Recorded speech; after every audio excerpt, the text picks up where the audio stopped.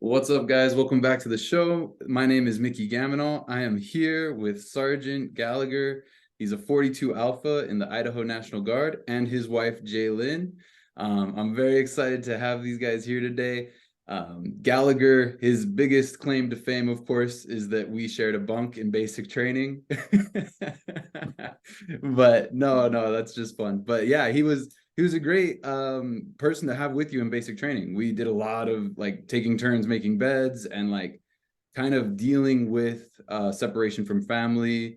Gallagher's like a super grounded guy. One of the best things about having him as a bunkmate was that when everybody was kind of going crazy, he always kind of kept it together. And I think some of that comes because we were two of the older guys. We were two of the OGs in our basic training batch, but he was kind of the leader of our little clan. And that, I think, helped us a lot to stay stable and everything. So without further ado, Sergeant Gallagher, welcome. Thank you so much. Appreciate that intro. It's nice to be here. Awesome. Cool, man. So yeah, you just got back from deployment. I know you were in Kuwait, and you bounced around a little bit over there. So just kind of generally speaking, can you tell me a little bit about that? Yes, I mean, over in Kuwait, I mean, our biggest priority while we were over there was just to deter Iranian aggression. So mainly just be like a force to be there. Nothing like, thankfully, while I was there, nothing happened. But it was one of those things where we were there just to keep Iran from wanting to do anything. Say, hey, we're here in case you do anything stupid.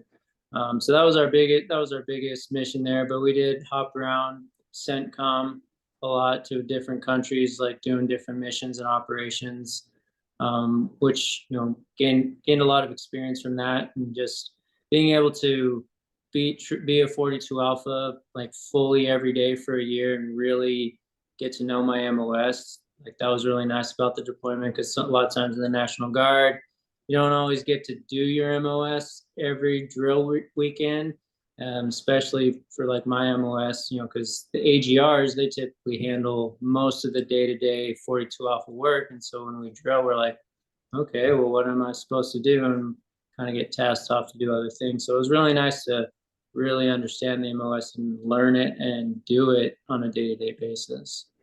You're assigned to a company, right? As a 42 Alpha, you're not in a 42 Alpha unit or anything like that. So I was with HHC 2116. So like all of our 42 Alphas were in HHC, but we covered the whole 2116 battalion. So I was actually in charge of 3 different companies while I was over there. We had a total of 9 companies within our task force, about 1,200 soldiers. And I was in charge of 3 of our companies, our Alpha Bravo Charlie.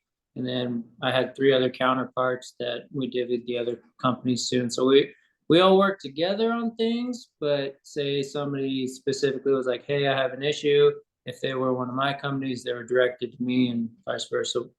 If it was a soldier from one of the other companies, they were directed to whichever 42 Alpha was that company's representative.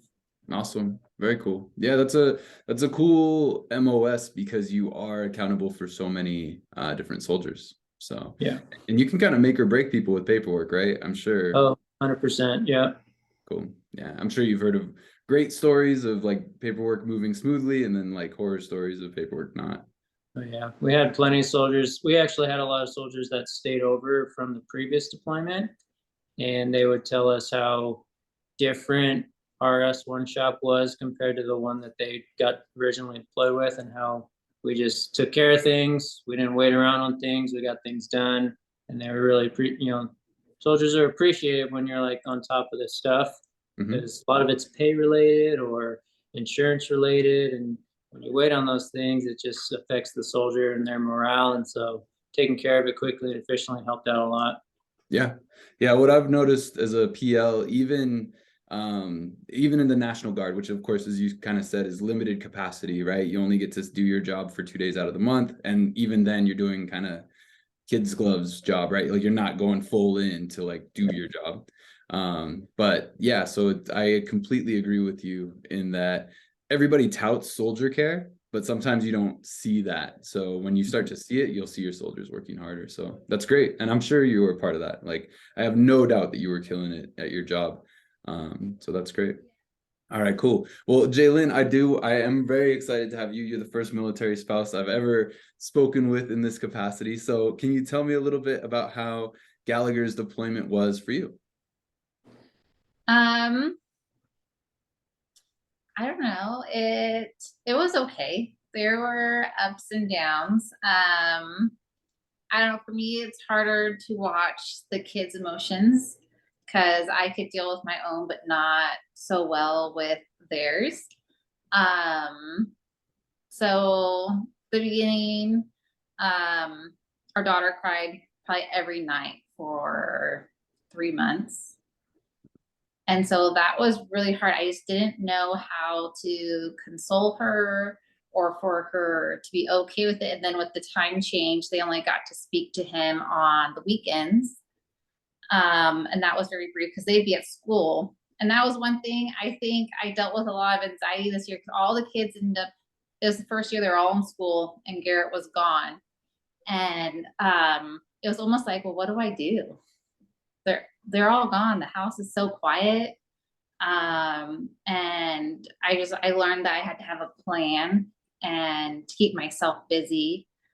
And you notice what Garrett was actually doing. Like, he left and I was like, oh, if I miss like an ingredient for dinner, it's like, well, do I load 3 kids up and go to the store?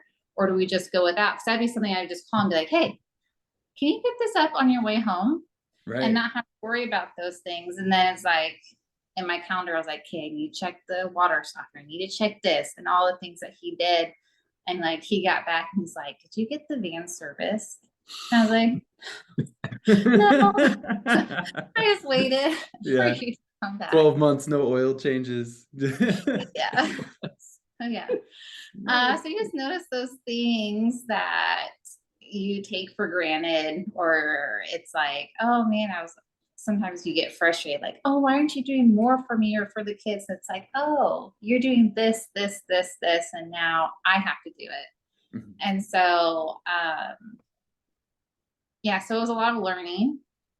And it's with the technology, it made it so nice because I talk to him almost every day. Okay, good. Yeah, so I work from home part-time. So yeah, he would call like on my lunch and we would have a conversation. It's FaceTime, so it's even face-to-face. But yeah, and the military had a lot of resources, and they reach out to you every month, and that was nice. And they have counseling if you needed it, but it seemed like after those first few months, we were doing okay on our own. And then it was just exciting when he came home. Nice. We planned some fun stuff, and yeah, just the time, like, it kind of felt like it flew by. Yeah. That's awesome. That's awesome. You guys are like such a power couple. I could tell while Gallagher was at basic training, just based on how much he missed you, that you guys were a really good team, right? And so I can see exactly what you're talking about, where you don't necessarily know everything that you rely on him for until you're not getting it, right? Until it's not getting done. So I can completely appreciate that. And it's also a really weird question, right? Like, how was deployment? Because it's a year long of your life. And so people always like to ask questions that are just, how was this? And then you're supposed to like give an answer. But I think you give it's a long time, but at the end, looking back, it was shorter. Am I right in saying that? Yes. Mm-hmm. Cool. Was it the same for you, Gallagher, while you were out there too? Yeah, I've served a mission, so I was gone from home for 2 years for that, and so it kind of reminded me similar to that, where it was like the beginning is really slow going because you're getting to know what you're doing and into a routine. But once you hit that routine, it just you hit the end and you're like, oh wow, it's been a year, it's over. So while you're in it, it's slow, but then the weeks go by and then a month goes by and another month, and next thing you know, you're home and you're like, oh wow, that actually wasn't that bad. Nice. That's great.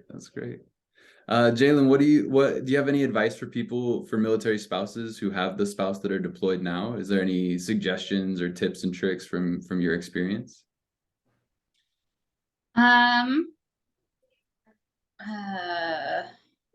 just keep yourself busy and positive and have a good support group.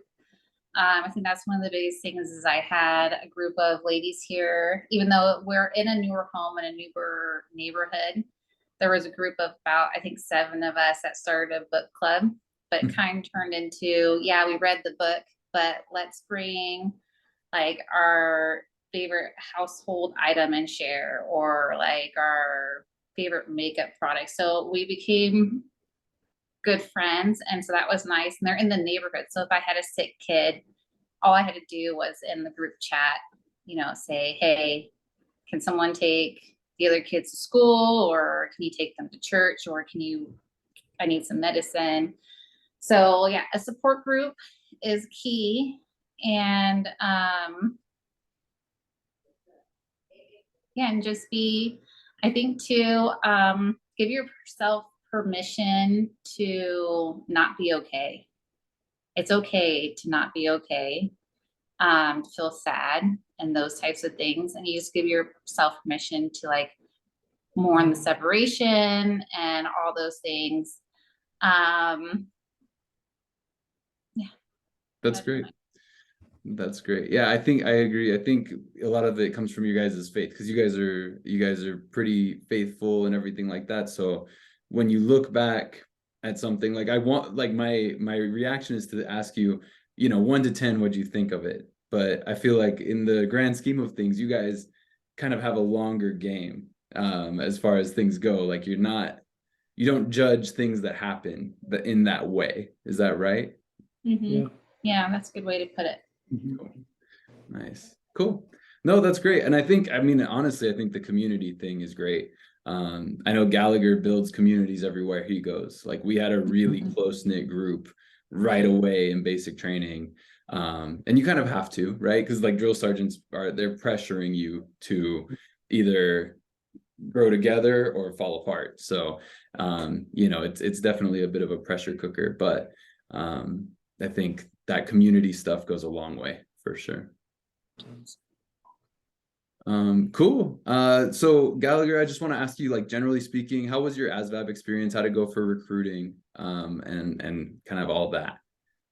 I mean, for me, the ASVAB wasn't that bad, but I took it when I was older. I'd already been through college, so I feel like if I were back in straight coming out of high school, maybe didn't have as many classes on some of the subjects on the ASVAB, it probably would have been harder. But I'm grateful to have had the knowledge that I had when I took the ASVAB, because getting a good score on the ASVAB, obviously it just opens up so many doors for you, as far as, you can kind of choose your MOS if you're like National Guard kind of thing, or just more options for MOSs that you might enjoy versus, well, here's what you get kind of thing. So my ASVAB experience was actually really good, because I came out happy with my score. I could pick whatever MOS I wanted. So it was kind of nice to have that option. But like I said, if I had come straight out of high school, I probably would have needed some help with that for sure. Gotcha. Yeah, no, that's great. Jaylynn, how was it? I met my wife now when I was going into when I was trying to get recruited, and so she had to be like supportive of me joining the Army. How was it for you as he was going through and all that? Because you guys were married before he even considered service. Is that right? Yeah, when he decided to join, we were kind of transition phase, because he had finished college and had decided he wasn't going to further his education. And we were going to leave Idaho for him to do that. So he was kind of looking for something and just asked me what I thought of it. And I've always been the type of person, he's going to do this for the rest of his life. Like, I want him to be happy. If it's something he wants to do, I want him to do it. Nice. So I was supportive. Yeah. Just like, go do it. Nice. Was it something you wanted to do, Gallagher? Did you feel like it was something you had to do, or did you feel like it was something you kind of wanted to honestly had to do? But just like she said, I was at a transition, was like, I need something more than just my job. I was working managing an optometry office and doing that every day. And it was kind of like, well, I need something a little bit more. I had a buddy that was in the Utah National Guard. So I was like, hey, tell me about your experience. Because the thought kind of came to my head, like, hey, what about National Guard? It's, you get the weekend thing, and I could fit it into the schedule. And he told me he enjoyed his experience, and it just was kind of one of those things where then, you pray about it. It's like, yeah, I think this is what I want to do. Then went and talked to a recruiter, and the recruiter that I got was the right person for me. He made it super easy, and worked really well with me. Didn't feel pressure at all to join, but I was like, when I went into his office, I'm like, hey, I'm ready to do this. So what do I got to do? And, so I made it easy on him too. He didn't have to pitch it to me or anything like that. So, but yeah, I'm glad that I did it. Do you feel like it fills that part that you were looking for? Like you said that this was kind of instead of going to school or doing something different. Do you feel like it kind of fills the gap? I think thus far it has. I mean, it's given me a lot of, different experiences, things that I've done that I would not have been able to do if I hadn't made that choice. Like, a couple of years back, I got to shoot an Abrams tank. You don't normally 42 officers don't get that opportunity, and people in general, unless Right. you're like a tanker. So being able to say like I did something like that, or even I went to basic training and or I did this or that, and like even with the deployment to be able to be like, hey, like I got deployed, I went and served my country, and even while we were over there, I did I got to do some things that I wouldn't have otherwise had the opportunity to do. So it's being deployed obviously was a little more of that. It wasn't a one weekend drill kind of thing. It was it was a commitment, but it's also something that could happen when you sign on that line. But I don't have any regrets of joining, and I do think that thus far it's filled that, and it also is potentially can open up different avenues and opportunities further down the road. Yeah, I completely agree. I wouldn't have the job that I have now, not the ASVAB thing, but the full-time job that I do also, I wouldn't have it if I didn't join the military. So it opens up a lot of doors. I completely agree with that. Cool, man. Cool. Is there anything else that you want to say? Any other like thoughts that you have on your deployment and that sort of thing? Yeah, I mean, so I know it's a long time, and I mean, obviously the way I was deployed, I didn't have a choice. It was my unit got picked and we were going kind of thing. And but it was a great experience. And it was one of those things where, with the National Guard, I do the weekend drill, and people would see me in uniform and be like, oh, thank you for your service. And I'm like, you're welcome, but I haven't done anything. Where, having that deployment, having that experience, I'm like, I've done something now. Yeah. I went to a foreign country. I went to multiple foreign countries, places I would never have gone if I didn't get deployed. I did things on the deployment that I probably wouldn't have had the opportunity to do if I just even being in the National Guard here in Idaho. So, for anybody that's, thinking about deployment, I mean, yes, it's a long time. It's a huge commitment, but it's a good experience. It's a a life-changing building experience, not only for yourself, but if you do have a family, you can keep those relationships strong. I mean, the technology is great. Like she said, I FaceTimed every day, and it wasn't like sometimes it lagged, but for the majority of the time, it was great communication, clear video, and so it's not like you hear people say like, oh, I got to call home once a month and talk for 30 minutes. It's, if you want to communicate with your family every day, you have that opportunity, even though I was 7,000 miles away. So, like I said, if anyone is thinking about it, I recommend it.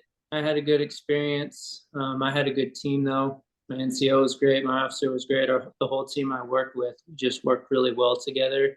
And, we got a lot of stuff done, and everybody loved the work that we did over there as an S1 shop. So you got a lot of coins and recognizations, and are they going to use some of your software? Maybe there's a product I built while I was over there on Excel to help track different things, and my NCO shot it up to the brigade level and said, "Hey, one of my soldiers built this," and they thought it was pretty cool. So, just experiences like that. But I recommend it if someone's thinking about it. Nice.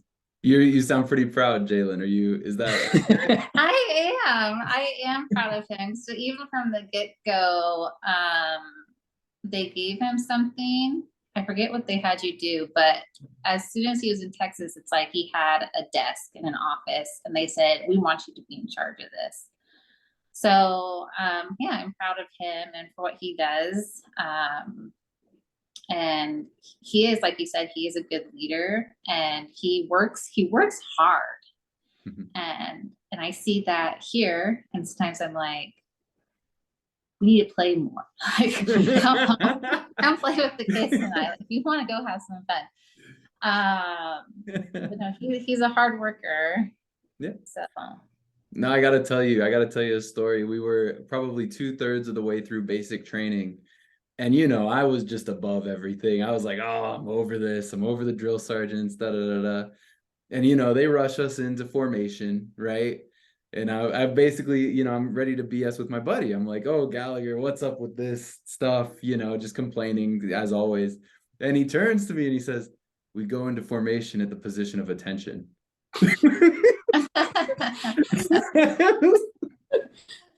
And so, like, at that point, I was like, "Well, I guess that's not what we're doing today."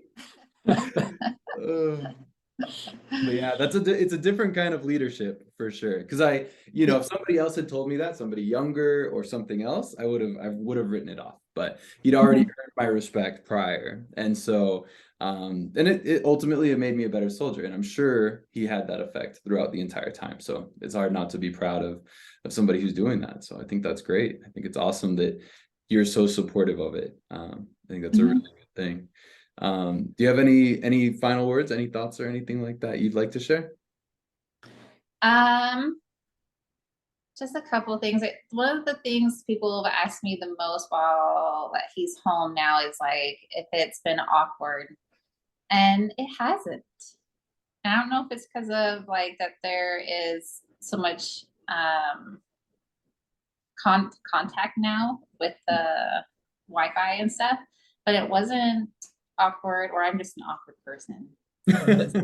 One of the things that I thought of is, like coming home, and that I can see helped me was I was busy as soon as I got home. I got 3 kids and her, and it was just, there was something planned for like the whole month I had leave. There was like no, like, hey, we're doing this, we're doing this, we're doing this. And so I could see if somebody came home and they're used to every day, they're split, their day is scheduled out completely. They knew what they were doing every day for the past year. Now they come home and they're like, what do I do? And so I could see that being, being stressful, or people getting depressed and things that you hear about, after someone comes off deployment. So, being able to come home and just like have stuff to do, keep you busy, helps out a ton. I know not everyone has kids, but like, find friends to hang out with, find a hobby, find something that every day you can be like, okay, tomorrow I'm doing this and this. And keep that going. And because when you have that time to sit down to, what am I supposed to do with my time? That's when you can kind of fall into some funks and maybe do stupid stuff or things that you shouldn't. So that's what I recommend, is just find stuff to do, because it'll help out a lot and make that transition just really smooth. Yeah, we were really busy because the kids started school, I think 5 days after we came home. So it was like last minute school stuff, and like he had to take each of the kids on a daddy date, daddy and like daughter, daddy and son and younger son. And then when the kids were at school, I just planned things. We went and floated the river together. We went and had lunch together. He has a hobby. He likes to make things. So he started making some stuff for the house already. He did play video games. He did. Nice. What's the game of choice? What are you playing over there? She got me a PS5. So yes. I was playing God of War, Ragnarok. That's a good one. I love that. I've been enjoying it. Yeah. Yeah. And then some things I noticed, like when he was gone, is like our oldest son was like, I'm not going to miss him. I'm not going to miss my dad. And he was the one that actually cried the most. And then when about a week after he had been gone, he's like, you know what? Dad's more fun than you. And dad does this better and this better. So it's nice to hear him recognize all the things that he did as well. Because I think sometimes I don't know, he can be stubborn and just like, well, I like mom more. Mm-hmm. And he was like, oh, I actually really like my dad. That's a mama's boy. Mm-hmm. He is a mama's boy. He's still a mama's boy. But it was nice to see the boys miss their dad as well. Nice. That's great. That's really great. Yeah, I can only imagine. How old are your kids again? 10, 8, and 6. 10, 8, and 6. Cool. And what is it? Girl, boy, girl? Is that right? Boy, girl, boy. Boy, girl, boy. Mm-hmm. So was it the eldest boy that was like, oh, I'm not going to miss him? Yeah. That's yeah, I feel like that fits in with the stereotype, right? Is that Yep. Cool? But he did. He definitely had feelings. He did. Yeah, like our daughter is definitely the most emotional, but yeah, he at night would just tell me how much. And I just recognized each time the kids were acting out or like it was a hard day that night when I put them to bed, I'd be like, you know what? Do you miss your dad? And they would just break down and say, yeah, I really miss him. And so it was good for them to recognize their feelings. Right. Nice. You guys are such a glass half full kind of group, it's just so it is positive, I feel like some people would see that they were breaking down while he was away and just think of how negative it is, but having him come back and then having that positivity and seeing the lows as adding to the highs, I think is really insightful. So I think that's great. Cool. Was there anything else that you guys wanted to mention or anything at all? I can't think of anything. No. Do you have Gallagher? I know you're building tables and stuff like that. Do you have an online presence that you want people to follow or anything? I don't. I do it for fun. I mean, she's asked me a couple times, like, do you want to make this a thing? And I'm like, I don't want to take the fun out of it. I just enjoy being like, no pressure, just get in the garage, build something in it, see how it turns out. And so I'm not sure if I'd ever want to make it like a career or something like that, just because I enjoy it. It's my thing to go out and one thing that I get to do as like a me thing. Cool. All right, sweet. Well, thank you guys so much for coming on. It was great having you. Yeah, it was great to be here. I appreciate you inviting us down. Yes, thank you. Thank you. It was a pleasure.